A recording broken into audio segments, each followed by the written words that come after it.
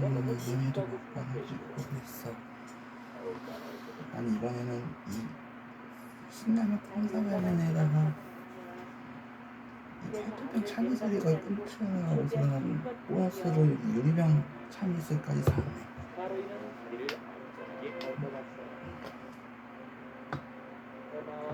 거의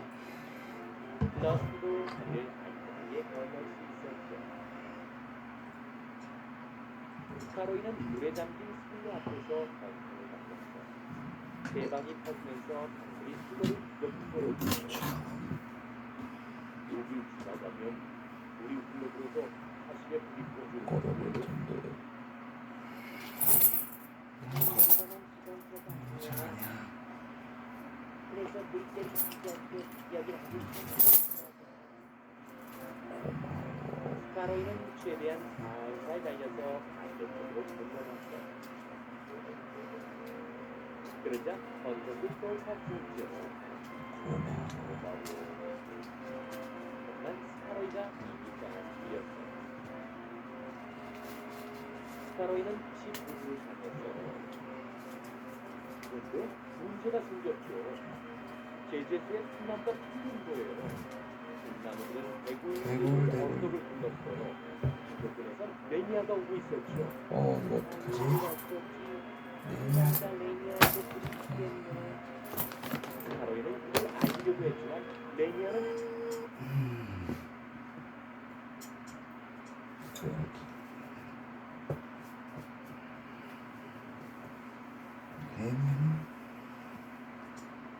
레니아는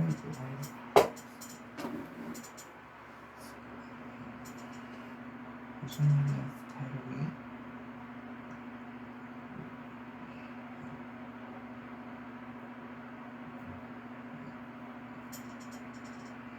레니아는 빛이 뭉쳤어요. 그래서 스카로이는 정신적으로 불러갔죠.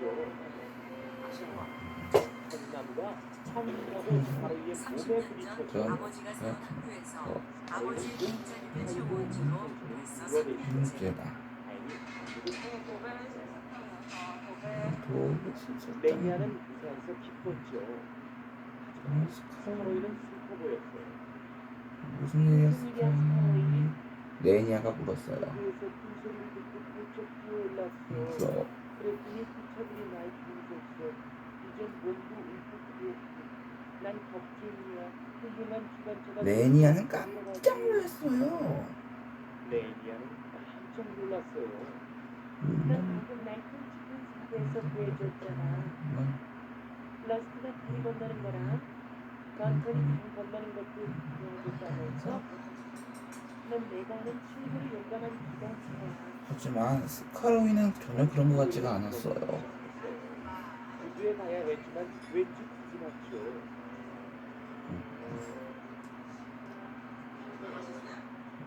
스카로이는 구두에 살았어. 그들은 늘 그렇듯이 어둠으로 썩을 썩거지요. 그때 스카로이는 레니아의 말이 생각났어. 난 러스트랑 런턴이랑 레니아를 구했어. 난 최고로 용감한 기관차야.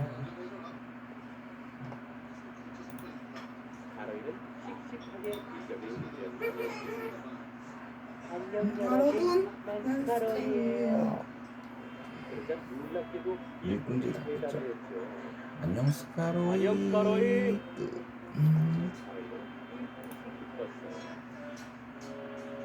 스카로이는 레니아는 깜짝 말썽꾸러기 훔쳐드리고요. 놀랐어요. 꼴레리 꼴레리 저기 좀 거래요. 겁쟁이 꼬마 기관차가 다시 왔대요. 그러자 스카로이는 화가 났어요. 난 겁쟁이 꼬마 기관차가 아니야. 너희가 날 들이받으면 나도 너희 들이받을 갖고 거야. 갈 거야. 와 무섭다. 스카로이는 청소를 내려놓았고 제임스는 살았어요. 잘했어 스카로이. 넌 정말 쓸모있는 기관차야.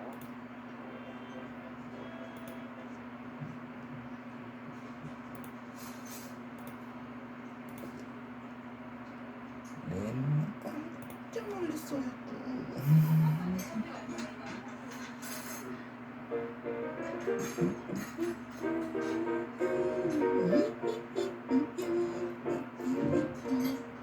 달빛 이야기 극장 은인님들께 얼굴로는 첫 인사드립니다. 새해 복 많이 받으세요. 마음 같아서는 감사한 은인님들께 큰 절을 올리고 싶으나 세팅이 이렇게 되어 있어서 소나트로 대신하는 점 너그러이 양해 부탁드립니다. 그리스 로마 신화만큼이나 흥미로운 이야기를 가진 북유럽 신화 그 첫 번째 이야기를 준비했습니다. 북유럽 신화의 시작에는 이곳에서 태어난 아이들이 있다고 하는데요. 우리의 신체 중 아이들이 태어날 수 있다고는 상상하기 어려운 이곳, 바로 겨드랑이. 겨드랑이에서 태어난 아이들, 지금부터 함께 보시죠. 오랜 옛날 아스 신족이 거주하는 신들의 도시 아스가르드가 있었다.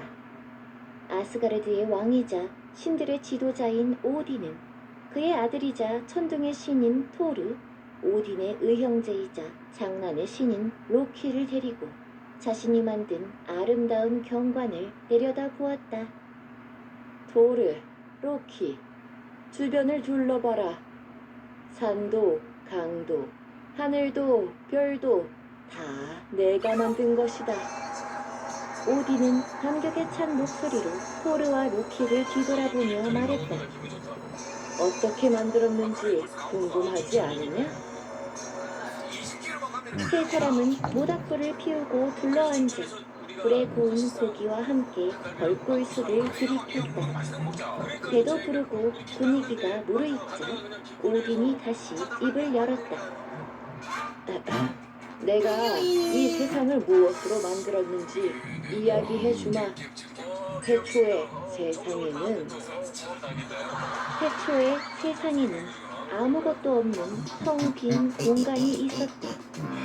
이 공간의 북쪽에는 얼음으로 가득한 니플헤임이라는 곳이 있었고 남쪽에는 끊임없이 타오르는 불로 가득한 무스펠헤임이라는 곳이 있었다. 원하는 대로 시켜주겠네요. 니플헤임은 안개의 세계, 무스펠헤임은 불의 세계라는 뜻이다. 니플헤임의 한가운데에는 호베르겔미르라는 샘이 있었는데 그곳으로부터 12개의 강이 흘러나왔다.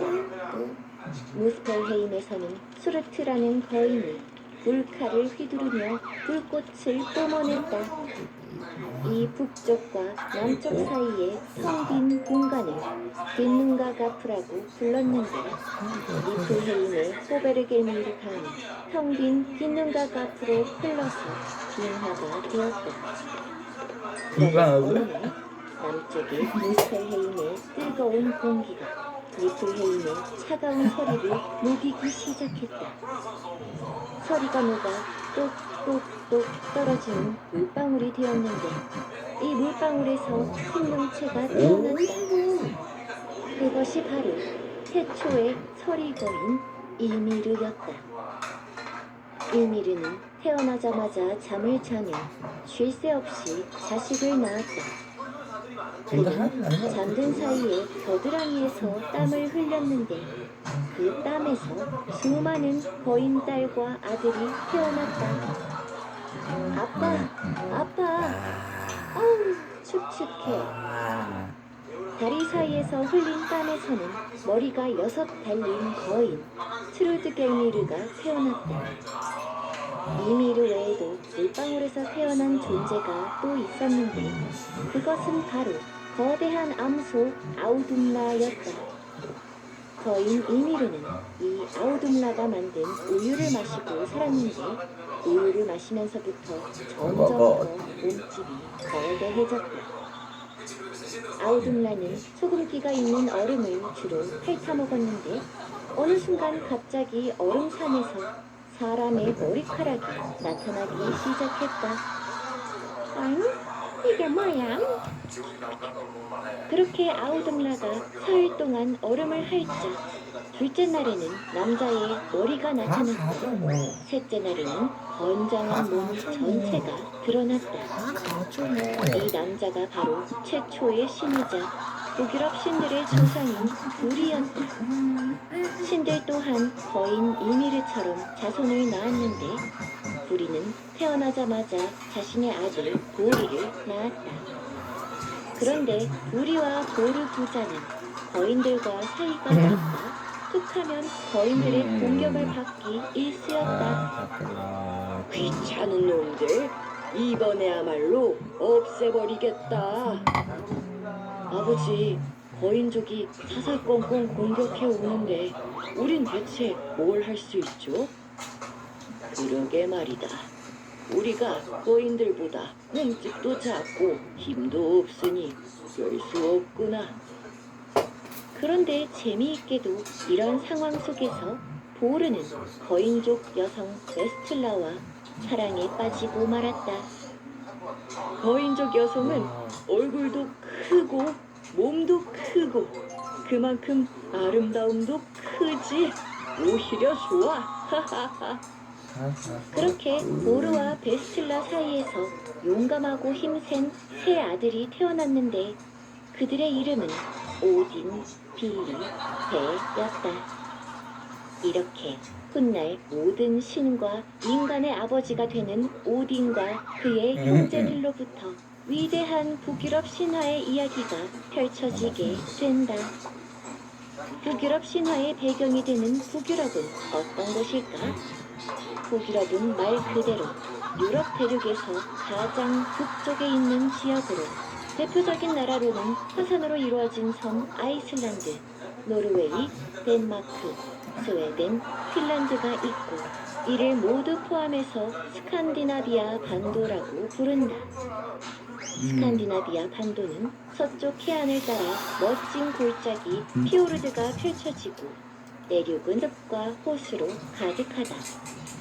북유럽 하면 대자연의 아름다움을 빼놓을 수 없는데 북유럽의 높은 산에는 빙하가 천천히 흘러내려서 마치 커다란 얼음강처럼 보인다.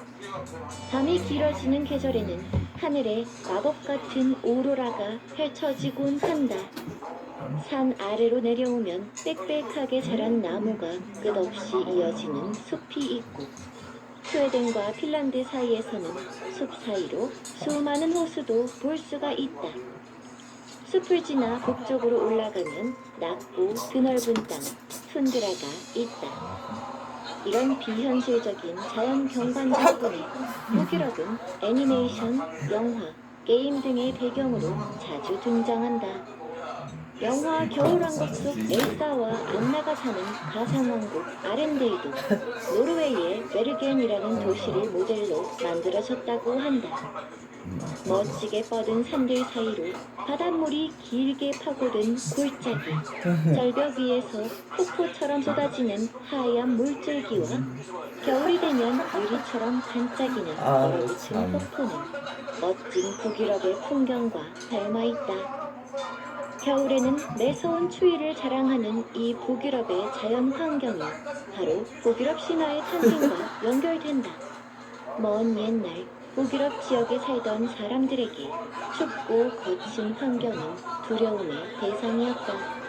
인간의 힘으로 막을 수 없는 거센 눈보라, 파도와 같은 자연 현상을 설명할 만한 지식이 부족했기 때문이다. 그래서 북유럽 사람들은 자연 속에서 일어나는 보이지 않는 힘을 이야기로 풀어내기 시작했다. 어마어마한 천둥 소리가 들리면 하늘에서 누군가가 망치로 무언가를 치는 모습을 떠올렸고 산골짜기에 눈보라가 치면 거인이 사냥을 나선 모습을 떠올렸다. 또 큰 파도가 칠 때면 밑에서 거대한 뱀이 세상을 두르고 있기 때문이라고 생각했다. 그래서인지 북유럽 신화 속에는 북유럽의 자연 환경이 잘 녹아있는 이야기들이 수없이 존재한다.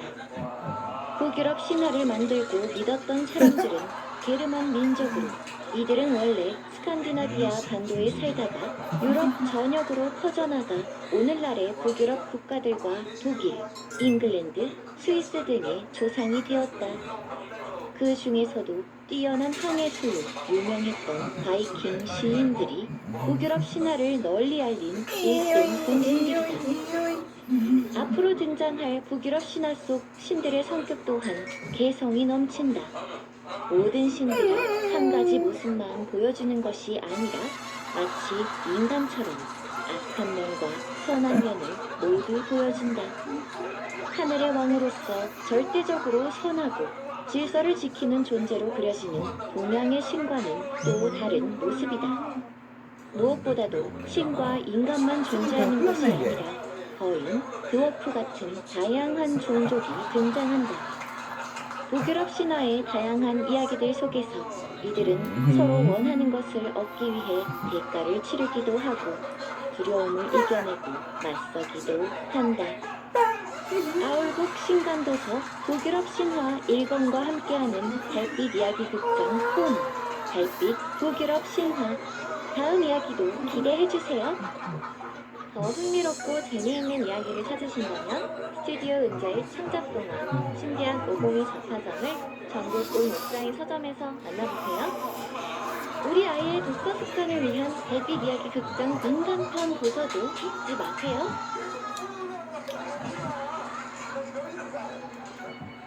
지나 깐깐했던지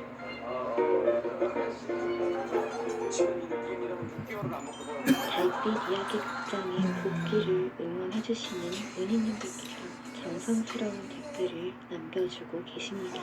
저희는 그 댓글을 하나하나 빼놓지 않고 모두 읽고 있고 그 한 줄 한 줄이 큰 힘이 됩니다. 영상이 전하는 아동용과 분류되면 댓글창이 비활성화되어 은희님들과 직접 소통하지 못하게 아쉬운 마음이 들기도 하는데요. 그럼에도 주위에서도 하나씩 늘어날 때마다 오늘도 우리를 잊지 않고 찾아와 주셨구나 하고 은희님들의 발걸음을 떠올리게 됩니다. 말로 전하지 않아도 전해지는 그 따뜻한 애정에 늘 감사한 마음을 느낍니다. 깔끔하게 이야기만 압축적으로 전해드리던 방향에서 이렇게 창작자의 의견이나 해설이 추가되는 방향으로 달빛 이야기 극장 콘텐츠가 변화 중인데요. 이야기 부분만 교육자료로 활용하실 은혜님을 샌딩이라는 플랫폼에 달빛 이야기 극장 전 회차를 하나하나 옮기고 있습니다. 총 300회에 달하는 달빛 이야기 극장 영상이 재정비를 거쳐 하나하나 업로드되는데 시간이 걸릴 텐데 그 사이에 저희 이야기가 그리우신 은희님들께서는 샌딩을 찾아주세요. 오늘 준비한 이야기들은 사랑 이야기입니다. 구전되어 내려오는 한국의 옛 이야기들 가운데에는 안타까운 결말을 맞는 비극적인 사랑 이야기가 참 많습니다. 너무 가슴 아픈 결말은 대본을 각색하는 과정에서 조금씩 다듬어 고치기도 하지만 오늘날까지 남아있는 유적과 맞닿아 있는 이야기들의 경우에는 어쩔 수 없이 원래의 결말을 그대로 전해드려야 할 때도 있습니다. 비록 세부의 제한 시간은 각자 한 시간. 하더라도 그 사랑이 맺어졌던 그 순간마저 가치 없었다고 말할 수는 없기에 세상의 모든 사랑 이야기는 아름다운 것 같습니다. 그럼 오늘 준비한 이야기들 함께 보시죠. 옛날 신라 원성왕 때 김현이라는 청년 화랑이 있었어요. 당시에는 해마다 음력 2월이 되면 초 여드렛 날인 8일부터 보름날인 15일까지 8일간 남녀가 함께 모여 복을 비는風속이 있었는데 경주 흑륜사 앞들에 5층 탑을 돌며 복을 비는 것이었지요. 나무아미 타부 관세음 살고 나무아미 타부 그래서 관세음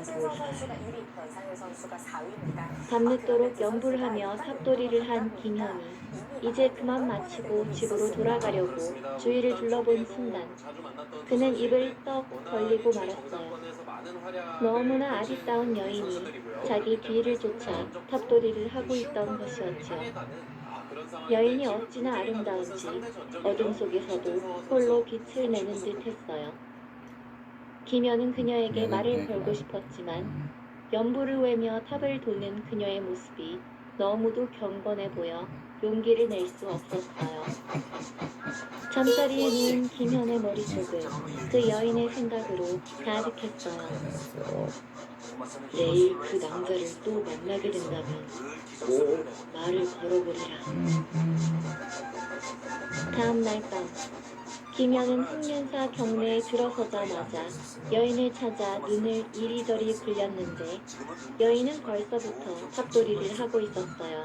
예, 안녕하세요. 김현은 빠르게 여인의 뒤에 따라붙어 탑을 돌기 시작했지요. 하긴 조금도 친절해 보이지 않죠? 입으로는 연부를 외고 있었지만 에이, 그의 눈과 온 정신은 오로지 아름다운 남자의 뒷모습에 홀딱 빼앗긴 상태였어요. 네가 길게 얼마 올린다며.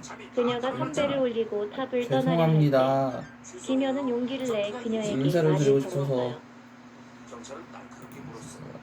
장애물 제거기는 어디 있니? 전 장애물 제거 제거기가 같은 거는 없는데. 없다고?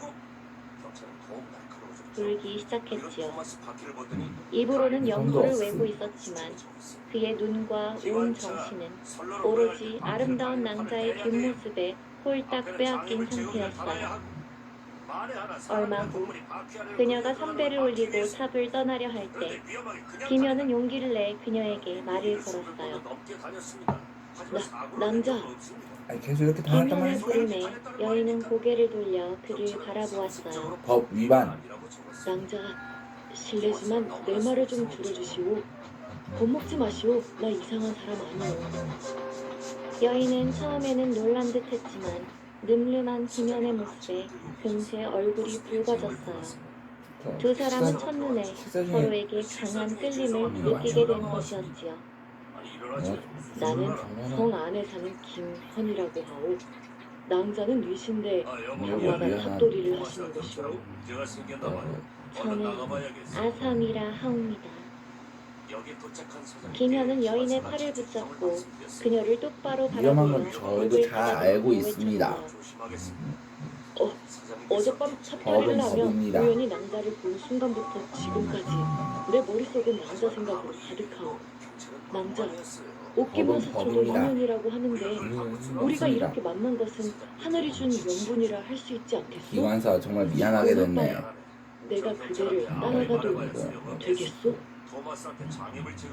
아사미는 고개를 저으며 안 된다고 말했지만 김현은 뜻을 굽히지 않았어요. 아사미는 재차 자신의 토마스 집으로 말 잘해줬네. 돌아가고 또한 말 잘해줬다. 방석에 놓은 어머니가 계시기 때문에 안 된다고 했지만 김현은 고집을 부렸지요. 아사미 역시 속으로는 김현이 싫지 않았기에 결국 못 이기는 척 그와 함께하기로 했어요. 김현과 아사미는 산을 몇 굽이 돌고 돌아 마침내 아사미의 집인 조그만 초막에 도착했어요. 아사미의 집에는 그녀의 말대로 병석에 누운 늙은 어머니가 있었는데 어머니는 문 밖으로 김현을 내다보고는 아사미에게 무언가 말을 했고 아사미 역시 고개를 끄덕이는 것이었어요. 잘했. 서둘러 방에서 나온 아사미가 김현에게 말했어요. 낭군님, 어서 몸을 피하셔야 합니다. 걱정 마요. 그게 무슨 소리요? 그래, 알았네. 세계는 걱정 성질이 말거라. 아주 후악한 오라비가 셋 있는데 오라비들이 낭군님을 보면 절대로 가만히 둘 리가 없습니다. 남자의 가족이라면 내가 마땅히 인사를 드려야 하지 않겠소? 토마스가 더 잘해줬죠. 아닙니다. 오라비들은 낭군님을 해치고 말 것이에요. 어서 이쪽으로 숨으세요. 아사미는 서둘러 김현을 헛간에 숨겼어요. 이렇게 아리따운 동생을 둔 오라비들이라면 주파를 던지는 사람들 때문에 오죽 걱정이 많겠나. 알았어.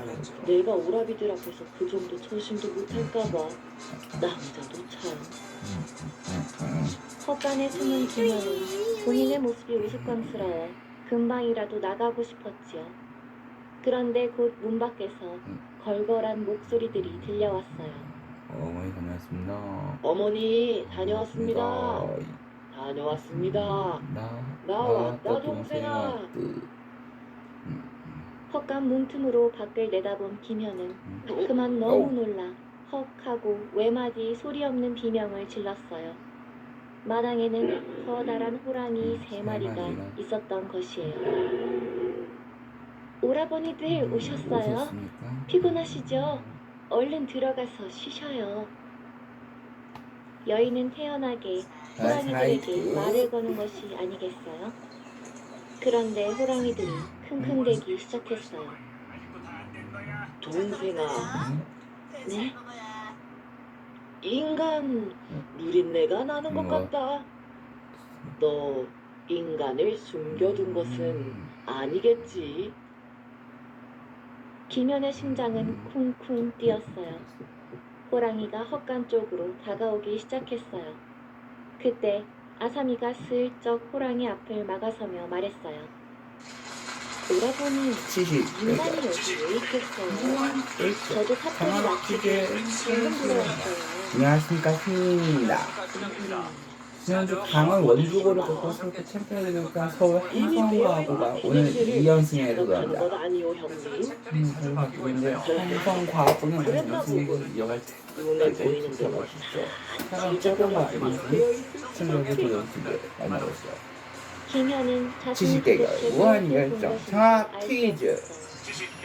그저 벌벌 떨리는 몸을 진정시키려 애쓰는 네, 또 뿐이었어요. 정확히 해주는 헛간 한편과 문틈으로 바라본 최종 마당은 도전팀을 호랑이들이 사라진 것을 확인한 김현은 지난주 이승훈 원주고를 이기고 새롭게 챔피언자율 한성과학고 그리고 정확히 되어서는 우리가 만든다. 챔피언 서울 한성과학고 조은호 홍양박 김현은 그녀를 끌어안았고 아사미는 김현의 가슴에 얼굴을 묻었어요.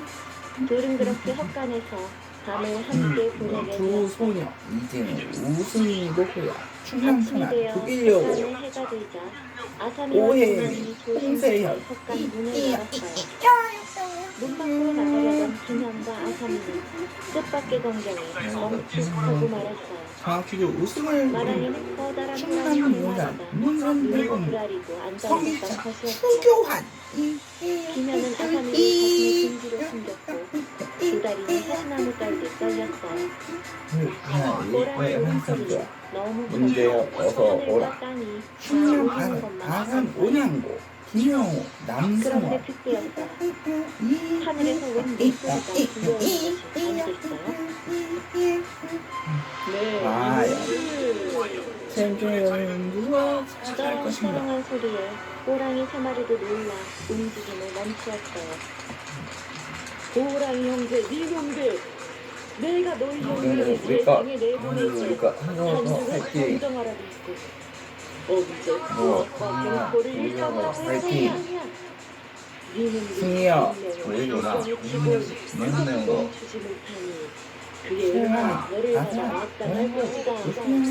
출발 너희들 중 하나의 목숨을 거두어 가려고 하니 누가 목숨을 내어놓겠느냐? 응하지 않는 라운 자는 원 전체 큰 재앙을 내릴 것이다. 하늘의 다섯 개의 무서운 문제를 후렴을 풀겠습니다. 들은 호랑이 세 점을 마리는 가져가고 점수가 손살같이 깎이고요. 달아나 버렸어요. 200점 차이가 같습니다. 이게 무슨 일이오? 숫사자와 암호랑이 사이에 태어난 새끼 오늘은 독일여고 답은 마시고 일단 돌아가 주십시오. 라이거 정합니다. 김현은 궁금한 것이 너무나 많았지만 눈물을 흘리며 부탁하는 아사미의 말대로 할 수밖에 없었어요. 독일여고 다음날 답은 성내에는 방이 하나 붙었는데 리토바스 호랑이를 정답입니다. 잡는 사람에게 벼슬과 상금을 우하게 내린다는 내용이었어요. 그간 커다란 호랑이들이 여기저기를 헤집고 다니며 사람과 가축들을 닥치는 대로 해로운 게 아니라 해치우니 인심이 흉흉해졌기 때문이었죠. 내가 무슨 미술 양식 호랑이들인가? 독일여고 답은 김현은 급히 말을 간나라 미술 아사미의 정답입니다. 친구인 그녀를 만나러 갔어요. 드디어 방에서 나온 아사미는 김현에게 말했어요. 오늘 그 당신이 다음에 봤던 호랑이들은 챔피언 답은 제 오라비들이 맞습니다. 기랍 정답입니다. 오라비들의 횡포가 지나쳐 하늘까지 노하였으니 이제 제가 하고 집안의 여름에 태양을 성장하는 막기 버섯 위해 오라비들을 독일여고 답은 죽고자 합니다. 곤충하초 그게 정답입니다. 도대체 무슨 말이오, 낭자? 비록 짧았으나 참. 낭군님의 아, 정을 참. 가진 몸이니 낭군님을 이왕 위해 이렇게 주고 먹는데 싶습니다. 이렇게 반찬거리도 없이 그냥 이걸 위해 먹으면 죽다니 대체 이게 다 무슨 그렇지. 말이냔 말이오. 다른 사람의 손에 죽는 것보다 낭군님의 칼에 죽어 은덕을 갚고 싶습니다. 저를 죽이시고 벼슬과 상을 받으십시오. 말을 마친 아사미는 눈 깜짝할 사이에 김연의 칼을 뽑았고 그것으로 자신의 배를 찌르고 말았어요. 낭자! 김연이 쓰러지는 아사미를 품에 안자 놀라운 일이 벌어졌어요. 품 안에 여인의 모습 대신 호랑이 한 마리가 있는 것이었지요. 그제서야 김현은 아사미 역시 호랑이가 둔갑한 모습이었다는 것을 깨달았어요.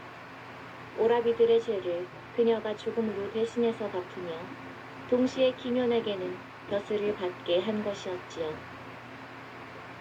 호랑이를 잡은 김현은 영웅으로 받들어졌고 높은 벼슬에 오를 수 있었어요. 그 후 김현은 호랑이를 애도하기 위해 호원사란 절을 지어 저승길을 빌어주었는데 이는 호랑이가 죽어서 자기를 성공시켜준 은혜에 대한 보답이었지요. 김현은 죽기 전 지난 일의 기이함에 감동하여 논호림을 완성했고 비로소 이 이야기가 세상에 알려지게 되었는데 이야기의 장소로 전해지는 호원사터는 지금은 민가가 자리하고 있다고 하네요. 이 이야기는 삼국유사 호원설화를 바탕으로 했습니다. 옛날 신라 말년 전라도 완주 무주 구천동에 덕희라는 처녀가 부모님과 함께 살고 있었어요. 덕희는 갓 16이 되었는데 부부의 외동딸로 부모님의 사랑을 듬뿍 받고 자랐지요. 덕희의 아버지인 박영감은 그 지역에서 오랫동안 살면서 세력을 떨치게 된 명망 높은 인물이었고 집안의 재산도 넉넉했는데 박영감에게 잘 보이고자 하는 사람들이 자주 집을 찾아오는 통에 덕희의 집은 언제나 장터처럼 붐비곤 했어요. 박영감은 홍기가 찬 딸에게 어울리는 훌륭한 신랑감을 찾아야겠다고 생각했어요. 내 딸이 어느 집안 딸인데 아무에게나 시집 보낼 수 없지. 딸에게 어울리는 사위감을 내가 직접 골라야겠다. 박영감은 집에 찾아오는 사람들에게 말했어요. 눈에 넣어도 안 아플 내 귀한 딸 덕희를 시집 보내려 하는데 덕희에게 잘 어울리는 훌륭한 집안 자제가 어디 없겠는가? 이 소문은 금세 완주 바닥 전체에 퍼지게 되었어요.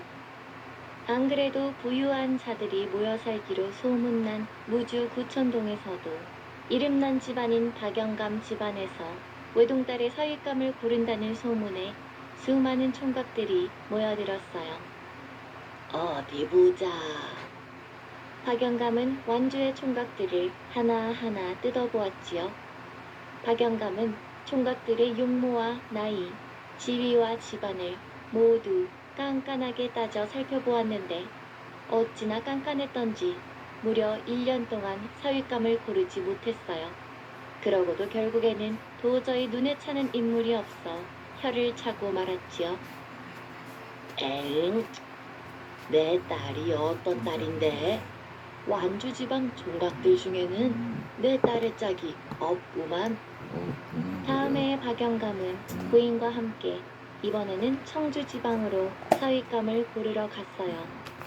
청주 지방에 내노라 하는 총각들은 다 모였고 박영감은 깐깐하게 따지며 살펴보았어요. 어찌나 깐깐했던지 이번에도 1년이라는 시간이 흘렀고 그러고도 결국 눈에 차는 인물을 찾지 못했어요. 엥, 인물과 학식이 괜찮다 싶으면 집안이 별 볼 일 없고 집안이 괜찮다 싶으면 사람이 영 아쉽고 내 딸이 어떤 딸인데 허투루 시집을 보낸단 말이야. 청주 지방 총각들 중에도 내 딸의 짝은 없구만. 다음에 박영감은 이번에는 부인과 함께 충주 지방으로 사위감을 고르러 갔어요. 충주지방의 젊고 잘생기고 집안 좋은 총각들이란 총각들은 다 만나본 박영감은 이번에도 혀를 찼어요. 에잉, 도대체 내 마음에 쏙 드는 총각은 왜 눈을 씻고 찾아보아도 보이지 않는 게냐? 이왕이면 이렇게 내 밥까지 딸이 먹고 어떤 딸인데 밥까지 먹고 싶으면 뭐 충주지방에는 정말로 이렇게나 인물이 없단 말인가? 아버지가 자신의 신랑감을 고르러 이 지역 저 지역을 다니는 동안 어느덧 덕희는 19살이 되었어요. 이제 정말로 홍기가 꽉 찬 덕희는 아름답고 참해지고 정답입니다. 아버지인 박영감이 애지중지하는 것이 이해가 될 정도였지요. 하지만 정작 덕희 본인은 마음이 답답할 때가 많았어요. 정답은 몇 해가 지나도록 아버지와 조경 어머니가 지역. 집을 죄송합니다. 비우고 이 지역 저 지역을 돌아다니며 자신의 신랑감을 찾는 동안 덕희는 남자와의 교류는커녕 외출도 마음대로 할 수 없는 나날들을 보내고 있었기 때문이었지요. 근데 내가 안녕. 집을 비운 동안 엉뚱한 놈들이 나랑 내 버티야. 딸에게 접근하지 못하도록 난 잘 토마스야, 감시하도록 하거라. 맞아, 최고의 토마스. 신랑감을 찾아올 때까지는 하나 그렇고 그런 남자와는 말도 섞지 않도록 해야 하느니라. 박영감이 집을 비우며 하인들에게 신신당부한 탓에 덕희는 언제나 종들의 감시하에 갑갑하고 무료한 일상을 보내야 했어요. 봄 햇살이 완연한 어느 날 덕희가 하인들에게 말해 잠시 외출을 하게 되었어요. 집 근처 뒷산에 올라가 꽃구경만 잠시 하고 오겠다고 했기 때문에 하인들도 크게 신경 쓰지 않고 산 아래까지 덕희를 바래다 주었지요. 햇살을 받으며 꽃내음을 맞는 덕희의 모습은 알았어. 꽃향기가 진한 복숭아같이 싱그럽고 아름다웠어요.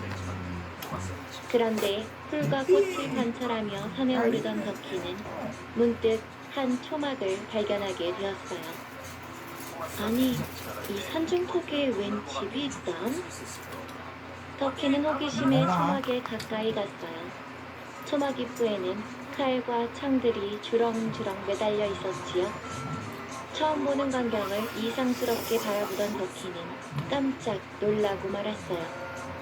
마침 집에서 나오던 한 총각과 눈이 마주쳤던 것이지요. 비비 주문해 주세요. 아니, 누시오? 덕희는 입이 떨어지지 않았어요. 심장이 빠르게 뛰는 것을 느꼈지요. 이렇게 많고 늠름한 분이 있다니. 덕희는 처음 본 총각의 수려한 모습에 그만 마음을 빼앗기고 말았어요. 얼굴이 붉어져 아무 말도 하지 못하는 덕희를 보는 총각 역시 아름다운 덕희의 우리 모습에 이길 수 있어. 금세 호감을 느꼈지요. 누신지 모르겠으나 보기에 귀중한 댁의 처녀 같은데 길을 잃으신 것이면 잠시 안으로 들어와 쉬었다 가시겠습니까? 총각의 말에 덕희는 홀린 듯 집 안으로 들어갔고 둘은 마주보고 앉게 되었어요. 초막 안에는 총각뿐 아니라 총각의 어머니도 함께 있었어요. 총각의 어머니는 갑자기 찾아온 손님인 덕희를 반갑게 맞아주었지요. 자, 그만 해보자. 덕희는 총각과 총각의 어머니를 보며 생각했어요. 산속에 있는 낡은 초막에 사시는 분들이 어찌 이리도 모습과 태도에서 귀한 티가 날까? 이렇게 산속에 살 분들이 아닐 것만 같은 느낌이구나. 총각과 총각의 어머니와 즐거운 담소를 나누고 집으로 돌아온 덕희는 밤새 총각 생각만 하다가 다음날 아침 일찍 또다시 산으로 올랐어요. 이번에는 총각은 집에 없고 총각의 어머니만 있었지요. 총각의 어머니는 아들이 나무를 하러 집을 비웠다며 혹시 괜찮다면 자신의 말동무가 되어주겠느냐고 했어요. 덕희는 총각의 어머니와 어울려서 거문고도 펴고 책도 펼쳐보며 즐거운 시간을 보냈어요. 몇 해 동안 이렇게 즐거운 시간은 처음인 것 같았어요. 토마스가 이긴 건 축하해. 시간 가는 줄도 모르고 즐겁게 웃고 떠들다 보니 토마스 어느덧 날이 알았어. 어두워졌고 덕희는 이 초막이 마치 별천지가 아닐까 그림 껐으면 생각했어요. 몰랐다. 그때 총각이 집에 돌아왔어요. 낭자, 날이 어두워졌으니 제가 산 아래까지 데려다 드리겠습니다. 하지만 버티세요. 산 아래까지 덕희를 데려다 주는 동안 총각은 아무 말이 없었어요. 어느덧 집 앞까지 덕희를 데려다 준 총각은 자신이 없는 동안 어머니의 말동무가 되어주어서 고맙다는 인사를 주었고 어둠 속으로 총총히 사라졌지요. 덕희의 가슴은 이제 설렘으로 터질 것만 같았어요. 총각이 사라지는 뒷모습을 보며 덕희는 결심했어요. 나는 저분이 아니면 시집 가지 않을 거야. 내 낭군님은 저분이야. 이튿날 아침, 덕희가 다시 한번 산속 초막으로 가기 위해 집을 나서려는데 그때 집으로 돌아오는 부모님과 마주치게 되었어요. 박영감은 기쁨에 찬 목소리로 덕희에게 말했어요. 덕희야, 드디어 너의 신랑감을 찾았다. 네? 덕희야, 아버지께서 드디어 너의 신랑감으로 딱 어울리는 총각을 찾으셨단다. 충주를 고맙습니다. 떠나 다른 지방으로 가려던 찰나에 마지막으로 보게 된 총각인데 집안도 좋고 아주 똑똑한 청년이란다. 이 아버지가 너무 까탈스러워서 혹시 시집가지 못하는 것이 아닌가 너도 걱정이 많았겠지. 네 마음 다 안다. 이제 드디어 신랑감이 정해졌으니 마음 놓거라. 덕희는 당황스러웠어요. 이미 다른 총각에게 마음을 빼앗겼기 때문에 얼굴도 모르는 다른 남자와 혼인하고 싶지 않았지요. 도와줄게 상민이. 본래 날짜는 두달후가 어떻겠어 부인. 공기가 꽉 찼고 상대도 정해진 나라니 놓칠 이유가 없지 않겠소. 그래요. 충주 황영감 댁에 2달 후로 약조를 잡자고 전하셔요. 덕희는 어찌해야 할지 몰랐어요. 하지만 이러다가 엉뚱한 곳으로 시집갈 수는 없다는 생각에 용기를 내 말을 꺼냈지요. 아버지, 저는 충주 항씨 집안에 시집 가고 싶지 않아요. 뭐? 갑자기 무슨 소리냐? 저는 이미 마음에 둔 분이 따로 있어요. 저를 시집 보내시려면 제가 좋아하는 그분께 보내주세요. 뭐라? 덕희의 폭탄 선언에 박영감 부부는 충격을 받고 말았어요. 그토록 하인들에게 딸이 다른 외간 남자와 교류하지 않도록 감시하라고 일렀건만 도대체 어떻게 된 일인지 기가 막혔지요. 박영감은 몹시 화가 났지만 그 마음을 숨기고 헤어난 목소리로 덕희에게 물어 그녀가 좋아하는 총각이 사는 초막의 위치를 알아냈어요. 그날 밤 박영감은 하인들을 대동해 총각을 찾아갔어요. 매질을 해서 겁을 주어 2번 다시 덕희에게 얼씬도 하지 못할 요량이었지요. 초막 문을 열자 방 안에는 총각과 총각의 어머니가 있었고 하인들은 총각에게 매질을 하기 시작했어요. 그런데 한참을 매질을 하다 보니 문득 총각이 사라진 것이었어요. 매질을 말리던 총각의 어머니도 사라져 있었어요. 어리둥절해진 하인들이 박영감에게 총각과 총각의 어머니가 사라졌다고 하죠. 박영감은 산을 샅샅이 뒤질 것을 명령했지요.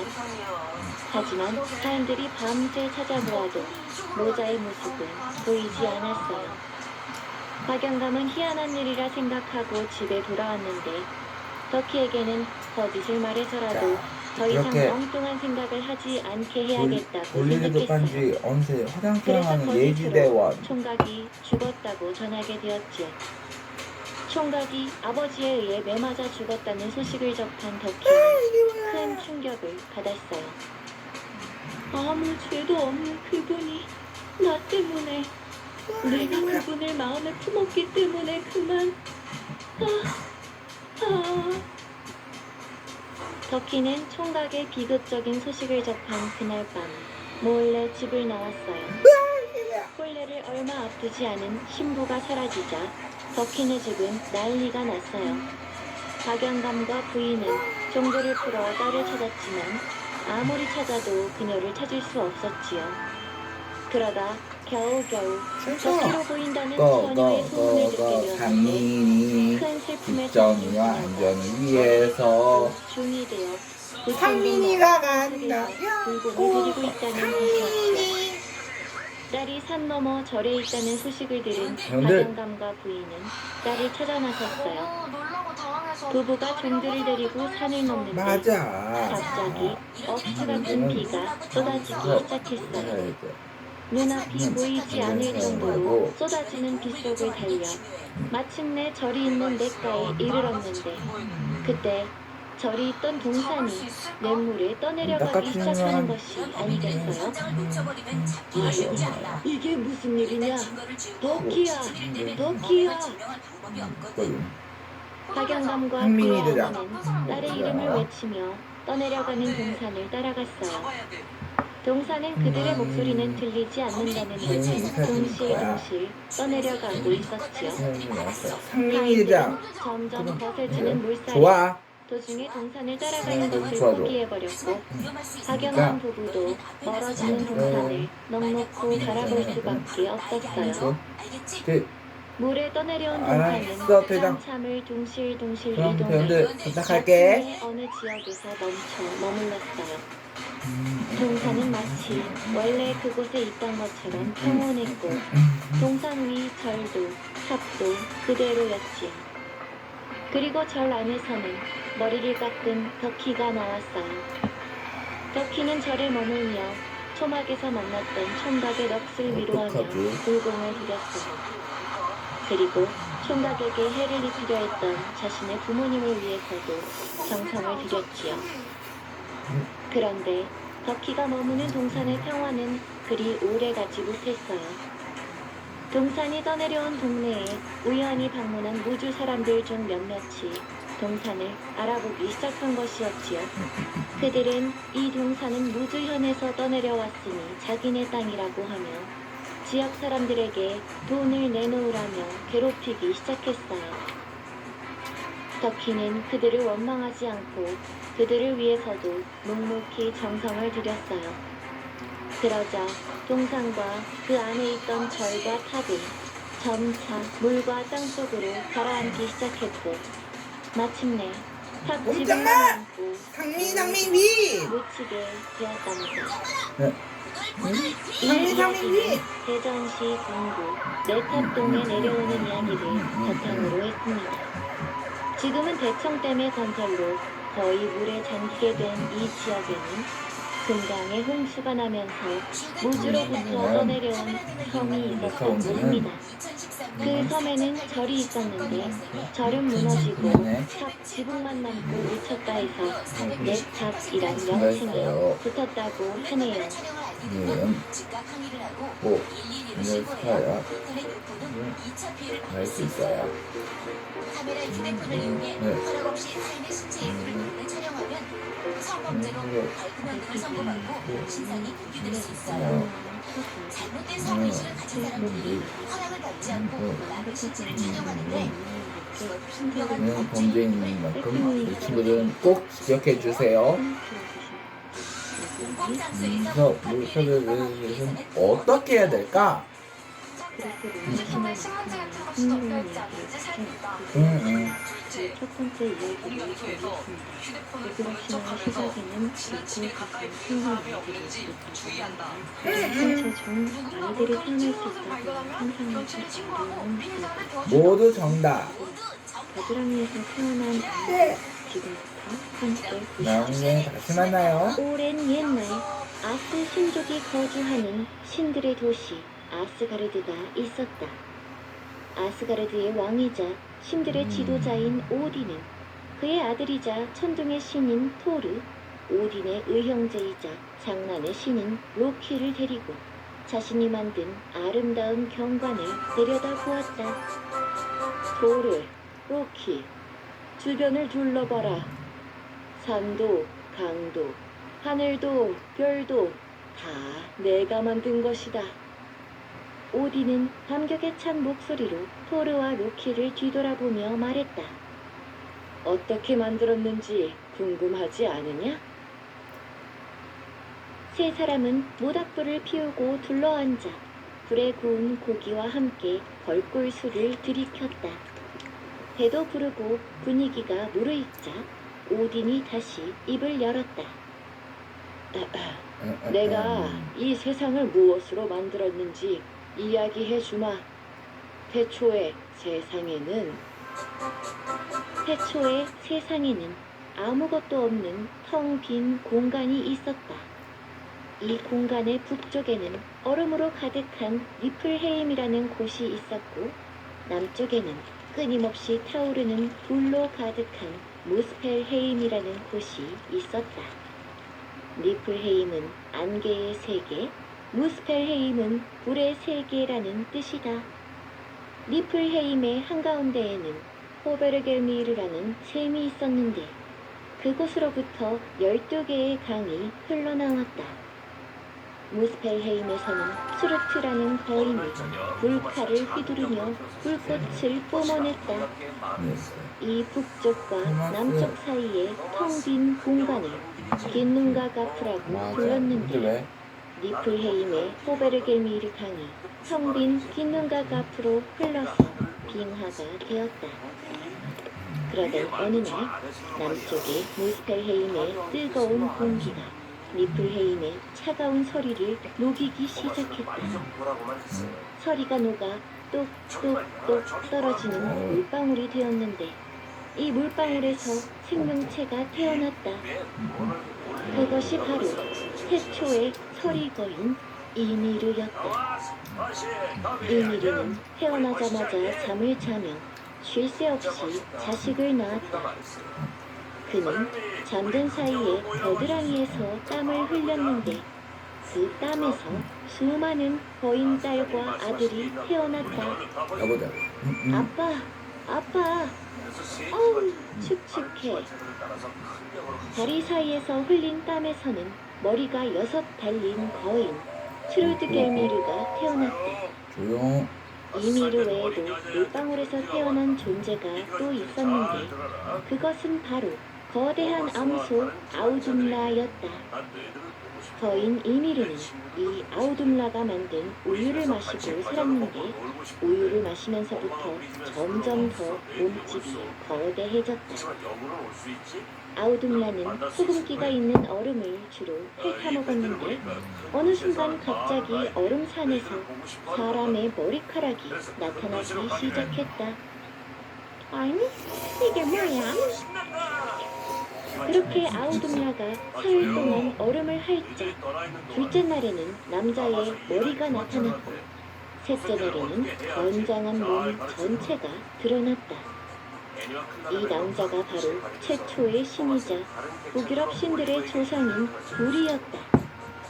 신들 또한 거인 이미르처럼 자손을 낳았는데 불이는 태어나자마자 자신의 아들 보르를 낳았다.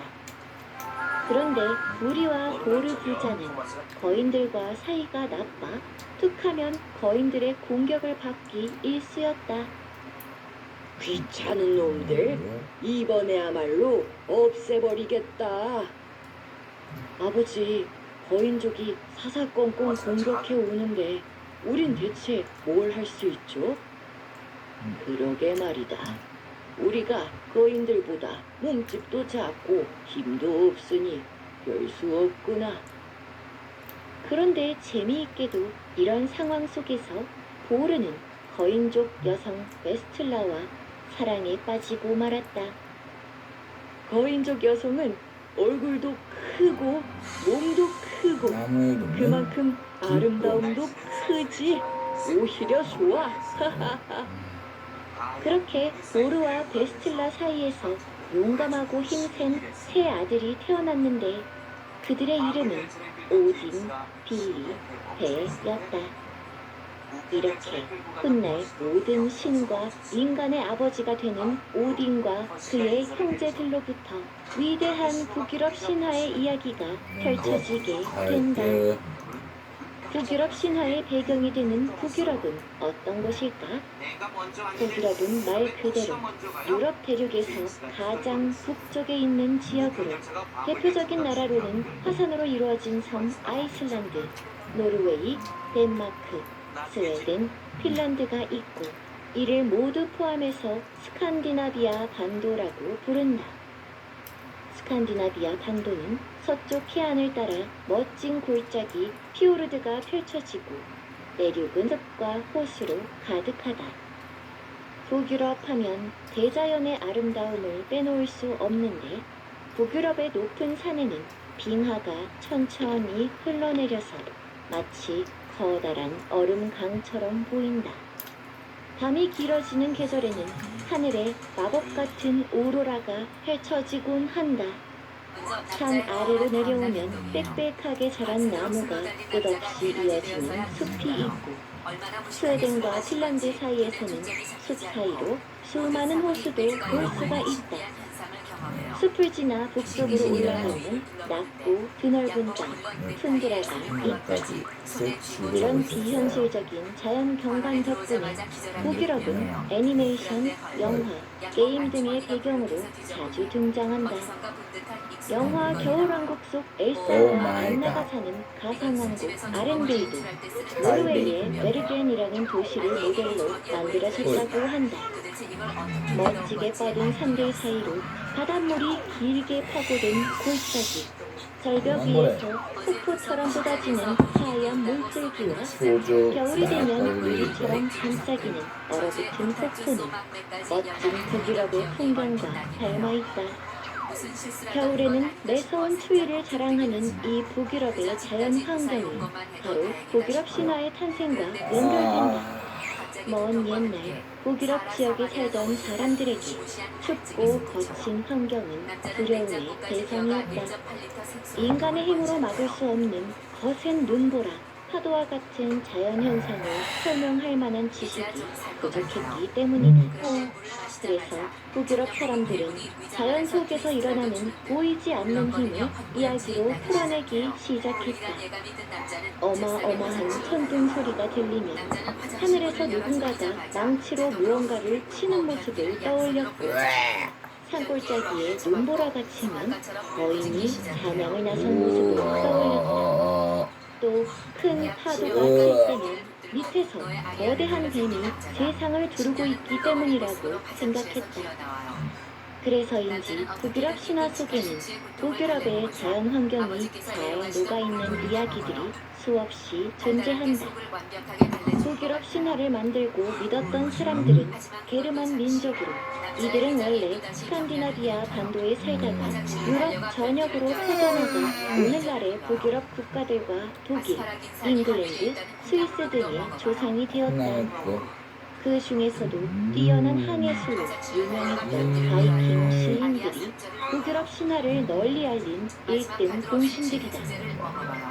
앞으로 등장할 북유럽 신화 속 신들의 성격 또한 개성이 넘친다. 모든 신들이 한 가지 모습만 보여주는 것이 아니라 마치 인간처럼 악한 면과 선한 면을 모두 보여준다. 하늘의 왕으로서 절대적으로 선하고 질서를 지키는 존재로 그려지는 동양의 신과는 또 다른 모습이다. 무엇보다도 신과 인간만 존재하는 것이 아니라 거인, 드워프 같은 다양한 종족이 등장한다. 북유럽 신화의 다양한 이야기들 속에서 이들은 서로 원하는 것을 얻기 위해 대가를 치르기도 하고 두려움을 이겨내고 맞서기도 한다. 아울곡 신간도서 북유럽 신화 1권과 함께하는 달빛 이야기 극장 혼, 달빛 북유럽 신화. 다음 이야기도 기대해주세요. 더 흥미롭고 재미있는 이야기를 찾으시면 에이고 하는 창작동화 신비한 502 작화관을 전국의 서점에서 만나보세요. 나는 참 우리 아이의 우리 문학관을 몸이네. 위한 달빛 이야기 극장 내가 전산상 유명한 도서도 만물이네. 잊지 마세요. 하며 후회 후회를 거듭하고 반성하다 잠에 들어요. 어찌나 깐깐했던지 기절한 듯 잠들어있던 남자가 잠에서 깨어나요. 그런데 몸 상태가 잠들기 전보다 훨씬 달빛 이야기 나아졌어요. 극장의 드디어 복귀를 본격적인 응원해주시는 해장타임이 된 것이에요. 완벽하게 부활하기 위해 남자가 어딘가로 전화를 걸고 집 주소를 부르고 외쳐요. 매운 짬뽕 루스가 디저트. 루스가 속풀이엔 역시 짬뽕이 그 짱이에요. 특병 참을 남자가 뿐이 배는 아니야. 짬뽕에 랩을 이 유리병 한 참을술도 번에 벌써 넣으면 끝이라니. 물만 마셔야 돼요. 댓글창이 매운 국물 비활성화되어 때문에 머릿속이 은인님들과 띵해지며 통을 땀이 지지 줄줄 못할 때가 흘러요. 있어 아쉬운 기남들 사이에서 이때 음, 흘리는 땀은 어제 마신 술이 나오는 거라 얘기해주고 그랬기 있어요. 때문에 하나씩 땀을 노래 푹 흘린 남자의 속이 살짝 편안해지는 오늘도 것 같아요. 우리를 잊지 않고 그런데 속이 찾아와 풀리자 주셨구나 엄청난 하고 공복감이 밀려오기 은인님들의 시작해요.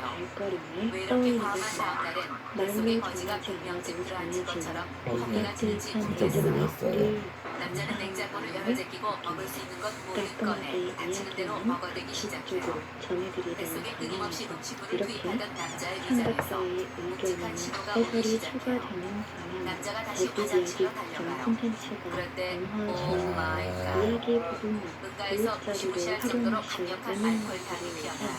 샌딩 남자는 응가 냄새에 다시 술이 취하기 시작해요. 전 회차를 응가를 배출하자 속이 100배를 더 편안해졌어요. 총 하지만 아직까지 300회 완벽히 회복되지 않은 이야기 남자는 극장 하루 종일 영상이 TV 앞 대정부를 소파에 거쳐 들어누워 하나하나 다시는 술을 업로드 먹지도 않을 되는 데 것이고 시간이 걸릴 이 텐데 차례 완전히 그 사이에 끊어버리겠다